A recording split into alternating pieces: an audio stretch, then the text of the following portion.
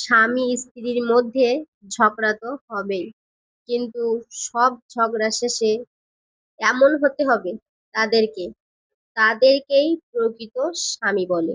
স্বামী তো তাকেই বলে যে স্ত্রীকে বোঝার চেষ্টা করে, যে স্ত্রীর মধ্যে থাকা ভালোবাসার কদর করতে জানে, যে স্ত্রীকে সম্মানের সহিত ভালোবাসতে জানে, স্ত্রীকে সমস্ত খারাপ সময়ে আগলে রাখতে জানে। স্বামী মানে প্রবল বিশ্বাসের নাম, যা স্ত্রীকে হাসতে শিখায়, বাঁচতে শিখায়। হে আল্লাহ, সকল স্বামীর মধ্যে এই গুণগুলো দিন।